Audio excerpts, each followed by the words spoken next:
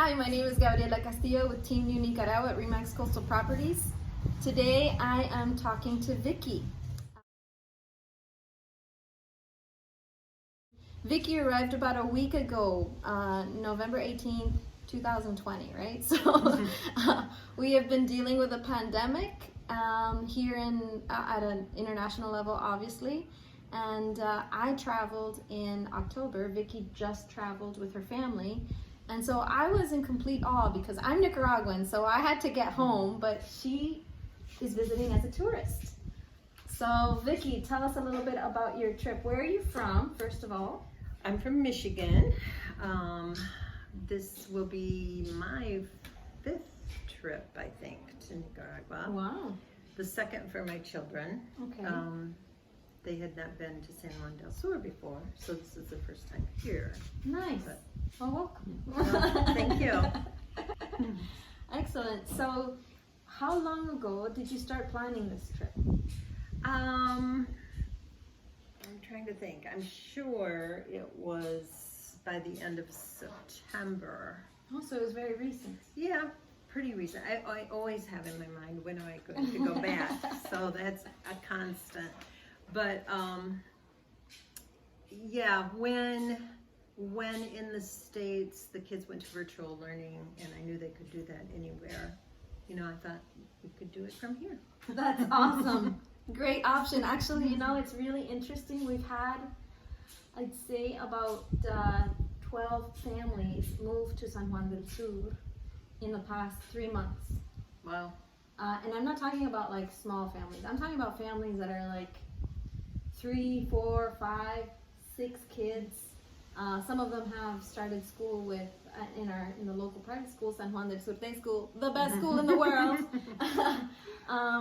But yeah, some of them are doing home-based learning, and it's interesting because I think a lot of the people who live here full time and have lived here full time, like myself, we were all kind of shocked when families from not only the U.S., Canada, Europe, even Oman, when people started moving to Nicaragua, sight unseen, they had never been here. Wow, yeah. And they just moved here. And I was just in complete shock. And I was like super happy, obviously. I mean, this is incredible. But they just said, I've done my research and Nicaragua seems like the place for me to move my family to right now. It's spectacular. And it's a long-term plan. They're not here for a couple of months. They're here for they're buying property and stuff. Yeah. And that might happen with me. Well, I'm here if you need help.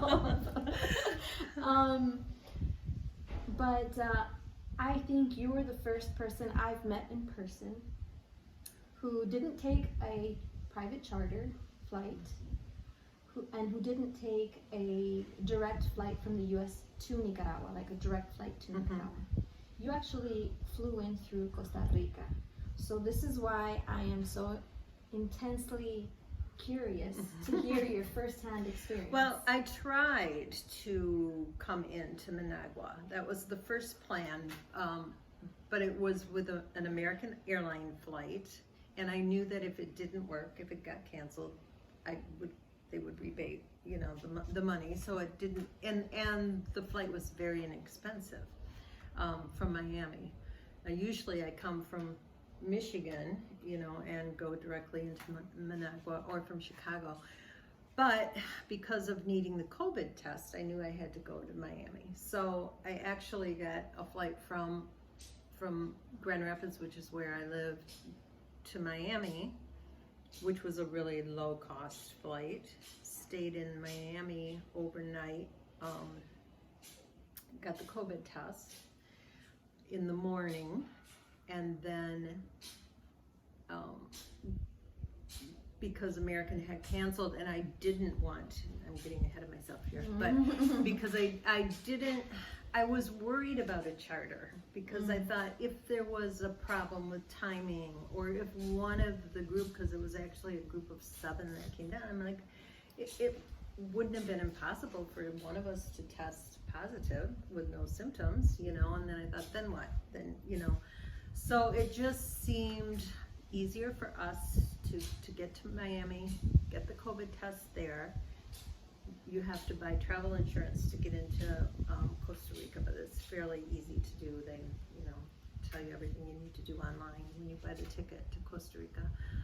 So we left without knowing what our COVID results were, because we didn't need them to get to Costa Rica. So we were that much further ahead by the time we got the results. And the worst case scenario then would have been we would have had to stay in Costa Rica for a while.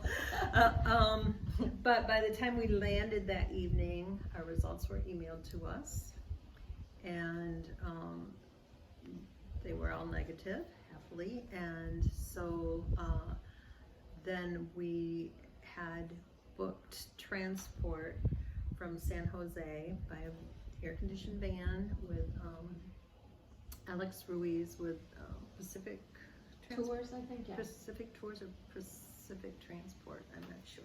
But that seemed daunting before we left. It's a 6-hour trip. It was really not bad at all. The drivers were very professional but very friendly. They had a couple of pit stops planned where we could grab food quickly, and they were both in areas like with gardens, and one had like a bunch of parrots and stuff. So both the stops were quick, but they were interesting. So it wasn't really a bad trip at all. And then when we got to the border of Costa Rica, the drivers there helped us as far as they could. They pointed over, now go talk to that guy, the other driver that was coming on the other side. So they made it really easy. Yeah. I mean, it was still a little bit.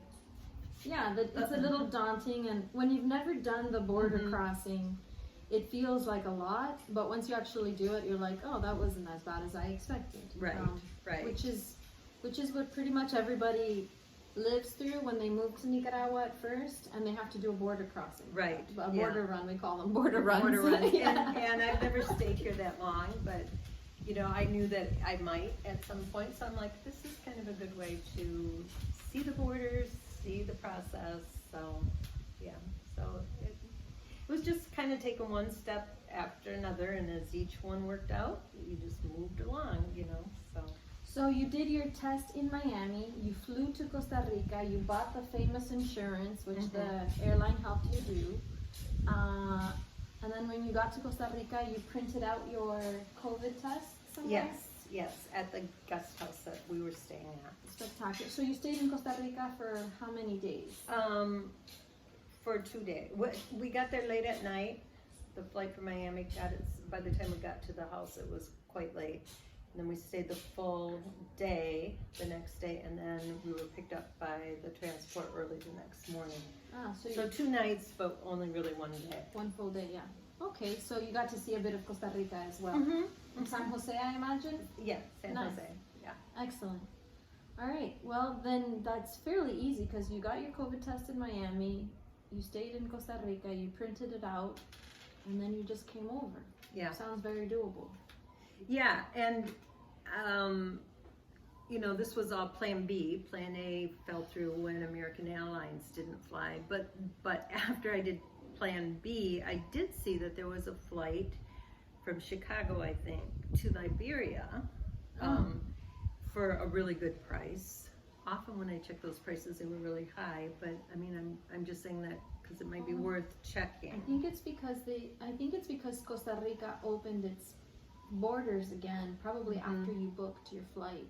And probably. So Liberia is usually our first option when we're flying out of Costa Rica for anything. But yeah, I did, after I spoke to you the first time, I did some research, and I found out that there are multiple locations in Costa Rica where you can get your COVID test as well, and it's accepted at our border here in Nicaragua. So that would have cut down the time.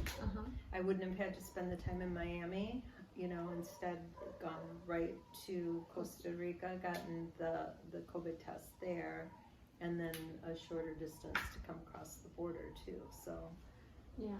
But I wasn't going to change my plans after No, I totally get it. So.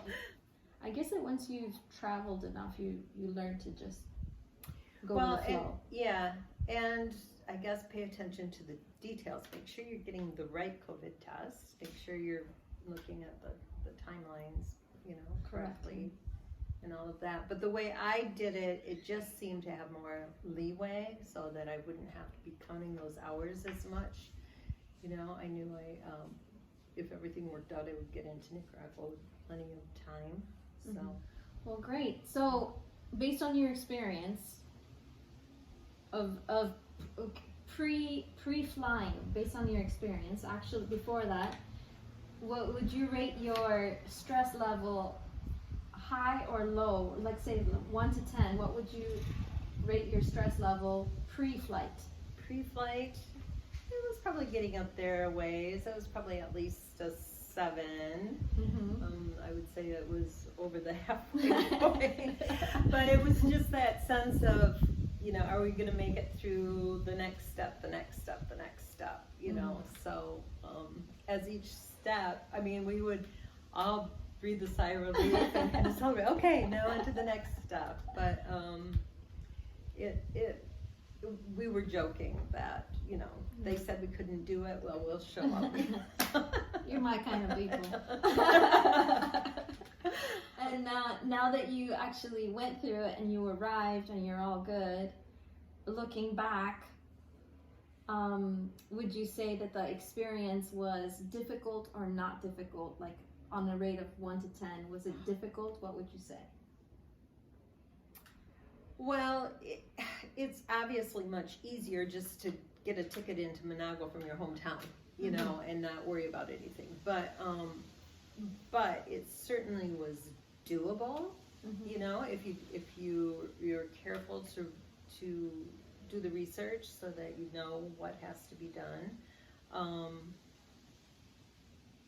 And it took about 4 days to get here. Yeah. To us, that was part of the journey. We hadn't been to Costa Rica before, so okay, that's just part of it.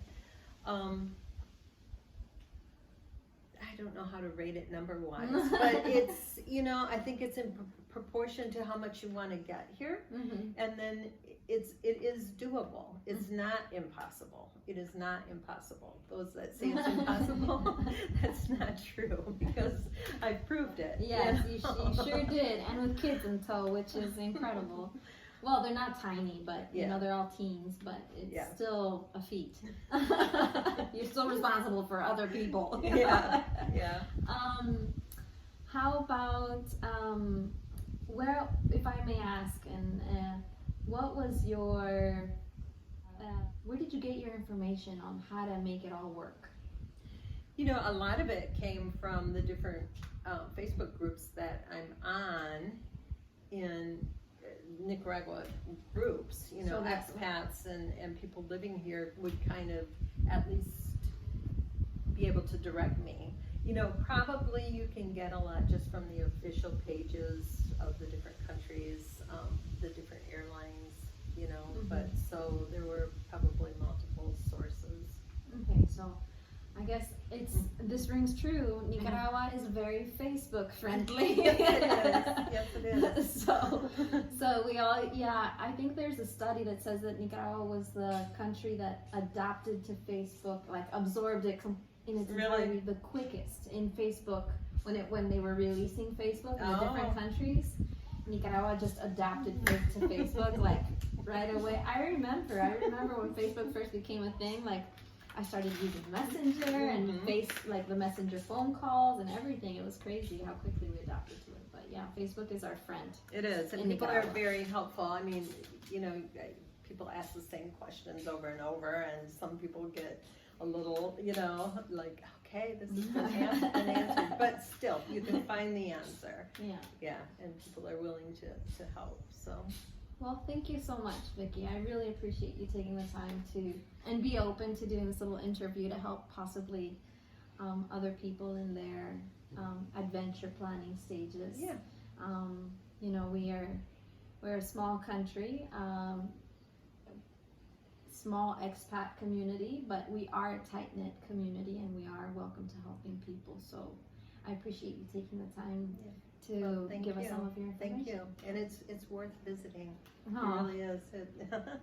It grabbed my heart the first time, so like I said, I'm always thinking about the next trip back.